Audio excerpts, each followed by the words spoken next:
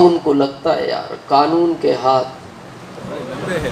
बहुत लंबे होते हैं, तो आना तो पड़ेगा। और मेरा नए दोस्तों से एक ही रिक्वेस्ट है, आ ही गए हो तो नंबर लगवा लेना।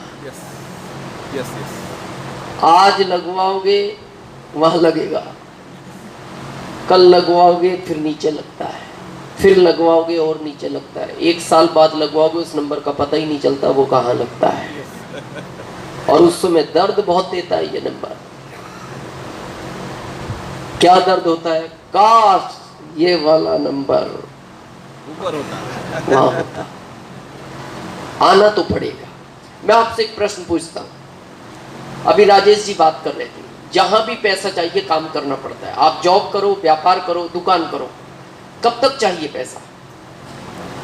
पूरी जिंदगी भर चाहिए। पूरी जिंदगी चाहिए। मैं कहता हूं जिंदगी के बाद भी चाहिए, ये आपको पता नहीं अभी। और ये एहसास मेरे को आज के लगभग 10 साल पहले हुआ। राजेश जी, मैं वाराणसी गया एक मीटिंग करने, तो मेरे को बाद में कहा गया कि सर इतनी दूर से आए हो, यहाँ का बड़ा महत्व है, ज्योतिर्लिंग है, गंगा जी है, दर्शन कर लो। तो मैं वह दर्शन करने गया, मैं नहाया गंगा जी में। तो वहाँ क्या है, बहुत सारी शव यात्राएं आती हैं, तो 50, 100, 200, 400, 500 किलोमीटर से। तो वहाँ लोगों की ये श्रद्धा रहती है कि अगर इस घाट पे इनका अंतिम संस्कार होगा तो जगह अच्छी मिलती है, ऐसा लोगों का मानना है। तो वहाँ तो वेटिंग में। तो मैंने लोगों को कहा कि भाई इतनी लंबी लाइन क्यों? बोले सर यहाँ का महत्व है। मैंने कहा किसी आदमी को अगर जल्दी जाना होगा तो क्या करेगा? बोले सर फिर VIP है, 5000 का रसीद कटाए तो उसकी सब यात्रा का पहले संस्कार हो जाएगा। मैंने कहा मान लो कोई गरीब आदमी है, वो क्या करेगा? बोले सर कितना भी गरीब हो 251 का रसीद तो कटवाना ही पड़ता है। उस दिन मेरे को समझ में आया कि लास्ट में भी 251 चाहिए, जिंदगी के साथ नहीं, बाद में भी चाहिए। और ध्यान से सुनना, ये शरीर की एक ताकत है, जितनी एनर्जी इसमें आज है ये 20 साल बाद नहीं रहेगी, और 20 साल बाद पैसा चाहिए। और इस कॉन्सेप्ट की ये ताकत है, ये कॉन्सेप्ट बोलता है अगर इसको सीरियस, लगातार ईमानदारी के साथ सच बोलकर 5 साल कर लिया जाए तो फिर लाइफ में कभी काम नहीं करना पड़ता। तो आप 5 ईयर काम करना चाहते हैं या पूरी लाइफ? 5 साल। ये शरीर कर भी नहीं पाएगा पूरी लाइफ। ये पता है, अगर इसको गहराई से समझो ना, ये पार्ट्स है। आप देखो आज के 20 साल पहले आपके शरीर में जो एनर्जी थी वो आज नहीं है, घिसता है ये। जैसे आप, मैं थोड़ा क्लियर करता हूं पिक्चर, आप बाइक खरीद के लाओ, नई बाइक, सिंगल हैंड चलाओ अकेले, कोई ब्रेकर मत कुदाओ, कोई गड्ढा मत कुदाओ, 50-60 की स्पीड पे चलो, वो बाइक लॉन्ग टाइम चलेगी। आप आज नई बाइक लाओ, 3 लदो, 90-100 पे चलो, हर ब्रेकर कुदा दो, हर गड्ढा कुदा दो, वो बाइक ज्यादा दिन नहीं चलेगी। कुछ दिन बाद पता क्या होता है, वो बाइक धुआं देना शुरू करती है। जब आप मैकेनिक के पास जाते हो तो मैकेनिक पता है क्या बोलता है, इसका इंजन बैठ गया। क्यों? ओवरलोड चली है। Yes sir. क्या करें? बंधवा लो इंजन। तो ध्यान से सुनना, बाइक में ऑप्शन है वापस इंजन बंध सकता है, अपना नहीं है। बाइक में ऑप्शन है वापस इंजन बन सकता है। इस शरीर में उसने कोई ऑप्शन डाला ही नहीं, ये तो लास्ट में धुआं ही देता है, इसमें कोई ऑप्शन नहीं। और इसीलिए मैं कहता हूं जितने भी आज आप वर्क कर रहे हो वो हार्ड वर्क है। इसीलिए आप देखो आज 50 साल का आदमी 70 जैसा दिखता है भारत में, 40 साल का 60 जैसा दिखता है। ये स्मार्ट वर्क है। इसीलिए बहुत सारे लोग मेरी एज को जज नहीं कर पाते।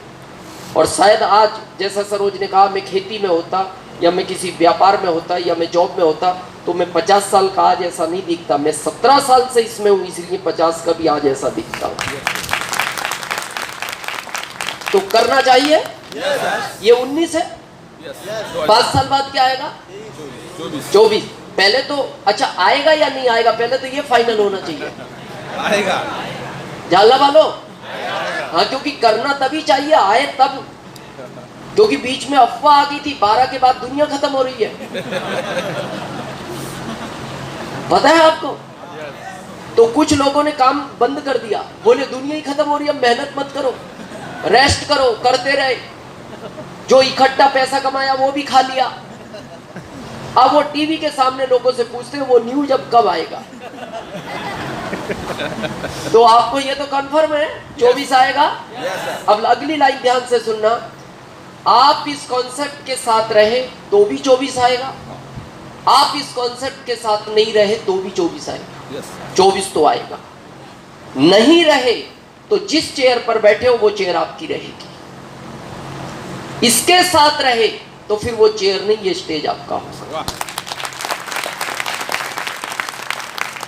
यहां से इस कॉन्सेप्ट का जन्म होता है, जिसको बोलते हैं हम DSM। भारत में इसके अलग अलग नाम है, लेकिन आउट ऑफ इंडिया इसको खाली DSM का ही नाम दिया गया। यहाँ तो बहुत कुछ बोलते हैं, network, chain system, multi level marketing, झोड़ा झाड़ी, बहुत सारे नाम है यहाँ, है ना। तो अब प्रश्न ये आता है कि इसको क्यों करना चाहिए। अभी राजेश जी ने एक बात कही, बड़ा अच्छा लगा मेरे को। पहली बात, चाहत होनी चाहिए आपको कि मेरे को लाइफ में कुछ करना है।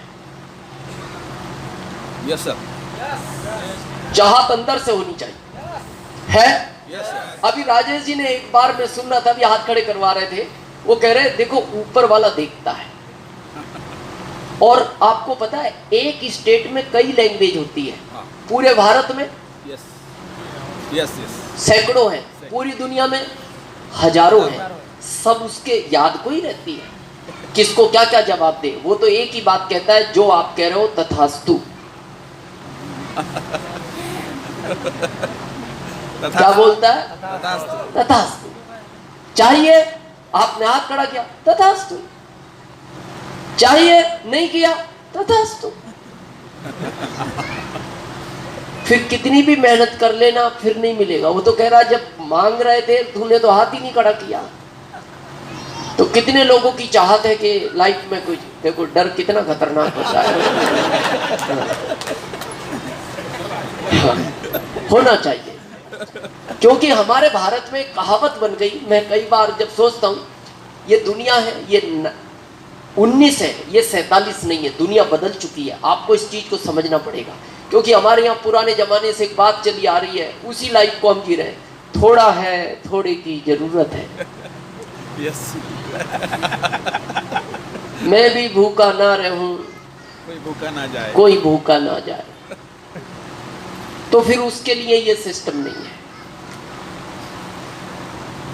ये कॉन्सेप्ट बदल गया है।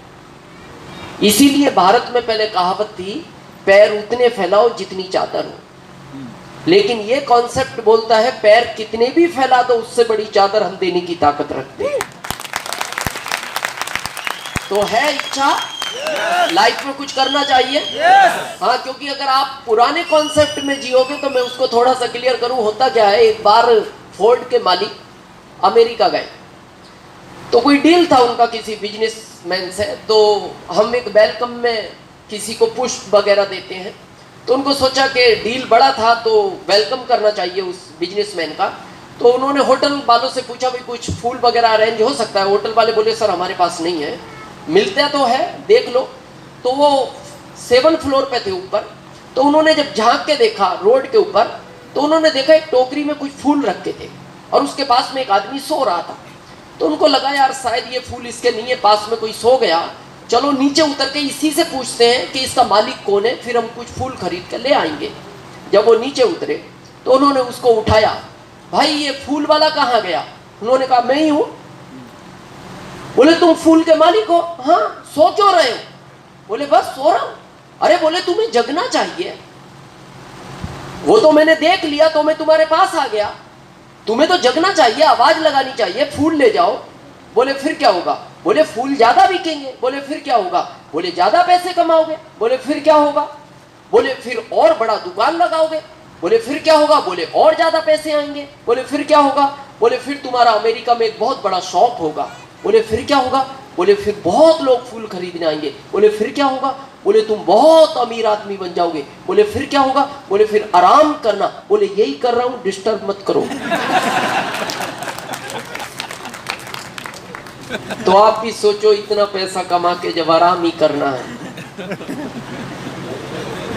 तो फिर इस काम को क्यों किया जाए? वो तो चल ही रहा है ना, घर जाके आराम ही करना है। तो चाहत है बड़ी, ये कॉन्सेप्ट काम करेगा। अब प्रश्न आता है क्यों हमें करना चाहिए? पैसा कमाने के कई ऑप्शन हैं, लेकिन भारत में अभी तक दो हैं।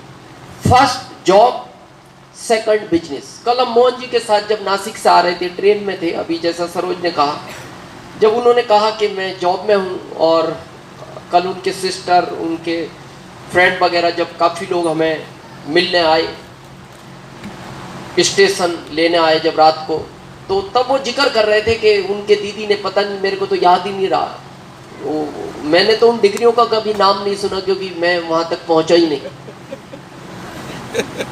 मैं 10th नहीं कर पाया कंप्लीट, और 10th में भी एक बार फेल नहीं हुआ। बताने में भी कभी बार ऐसा लगता है नहीं बताना चाहिए, क्योंकि अच्छा काम नहीं है। उस समय पिताजी का बहुत पैसा खर्च हो गया। और 10th नहीं राजेश जी, मैं 10th तक भी कोई क्लास एक बार में पार नहीं की। मेरा ऐसा मानना था जिस चीज में ज्यादा दिन रहो आदमी मजबूत होता है।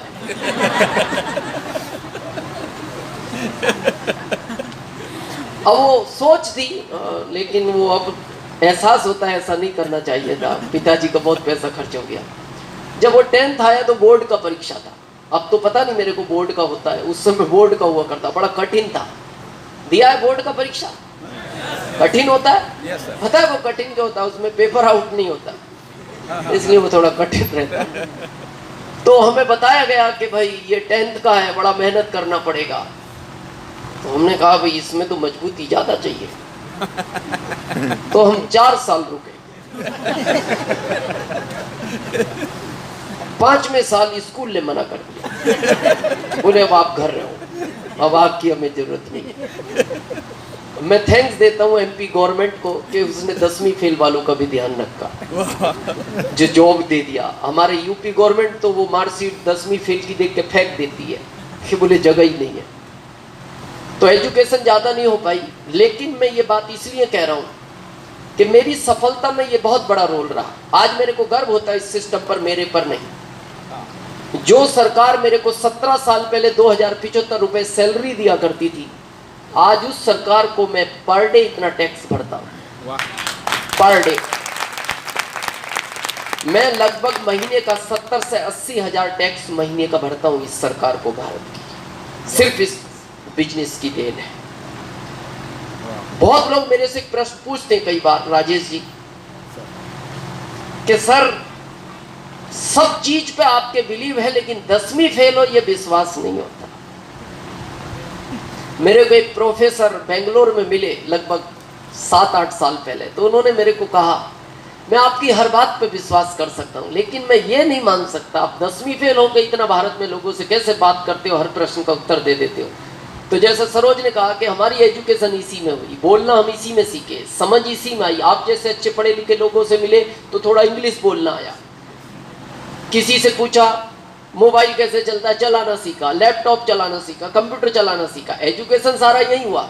लेकिन वो कहते थे फिर भी डाउट है। तो मैंने उनको कहा देखो अगर आपको डाउट है तो मैं रतलाम जाने के बाद 4 साल की मार्कशीट की फोटोकॉपी आपको भेज दूंगा, और आपके अगर कहीं काम आ सकती है तो मैं ओरिजिनल भी भेज सकता हूं।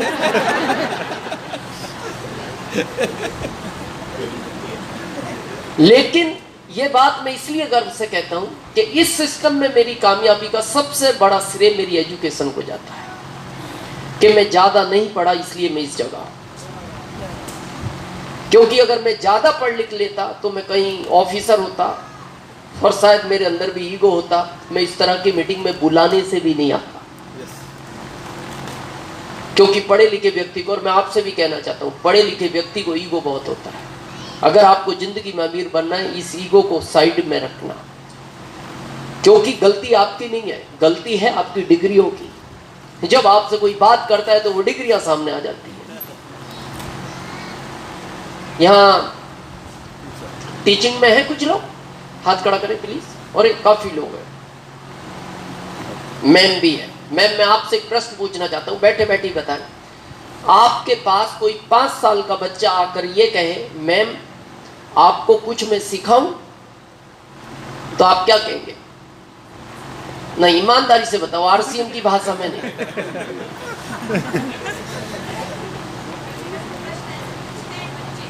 नहीं, वो प्रश्न नहीं, वो तो ये कहे मैम आपको मैं सिखाऊं कुछ, एक्सेप्ट नहीं करेंगे ना आप। पता क्या कहेंगे?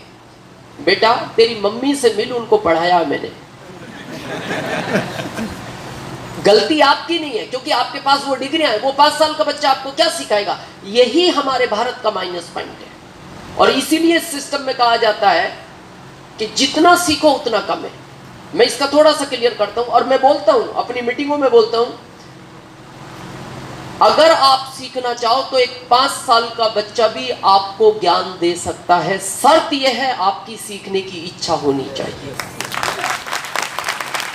डाउट है? थोड़ा क्लियर करूं मैं पिक्चर।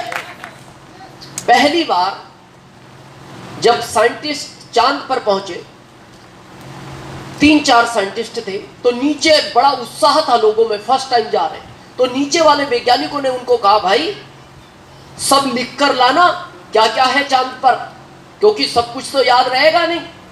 तो उन्होंने कहा हाँ सब लिख कर लाएंगे। कुछ दिन बाद जब वो चारों नीचे आए तो सब उत्साह में वेलकम में खड़े थे। तो कुछ ने पूछा भाई क्या क्या है, लिख कर लाए? उन्होंने कहा लिख कर लाए ये तो छोड़ दो, वहां पेन ही नहीं चलता। वायु दाब की कमी के कारण जैसे ही पेन चलाओ स्याही ऊपर खिसक जाती है। तुम ये तो छोड़ दो कि क्या क्या है, पहले तो ऐसे पेन का आविष्कार करो जो चांद पर चले। Yes. सबने दिमाग लगाया, पढ़े लिखे थे, पेन नहीं बना। 1 महीना निकल गया। तो वहां का जो सबसे बड़ा वैज्ञानिक था, उसकी वैल्यू का सवाल था। उसने कहा तुमसे नहीं बना, अब मैं बनाऊंगा। 15 दिन लगातार लैब के अंदर रहा, घर नहीं गया वो। उसने भी बहुत कोशिश की, पेन नहीं बना। कौन सा पेन? जिसके ऊपर वायु दाब का सिद्धांत काम ना करे, जिसकी स्याही ऊपर के हिस्से में ना खिसके। 15 दिन बाद वो भी निराश होकर जब घर गया तो उसका 5 साल का बेटा था। तो हम देखते ना 8-10 दिन में घर जाओ तो बेटा भाग के आके लिपट जाता है पापा के पैरों में। पापा को उसने 15 दिन बाद देखा, बड़ा भागा भागा आया, अरे पापा। तो उनको तो टेंशन था, पेन नहीं बना, वैल्यू का सवाल था। तो उनको गुस्सा आ गया, उन्होंने उसको दूर भगा दिया। अरे यार बेटा तुम बार बार परेशान मत करो। उसको लगा पापा कभी ऐसा करते नहीं, आज इनको क्या हो गया। तो उसने पूछा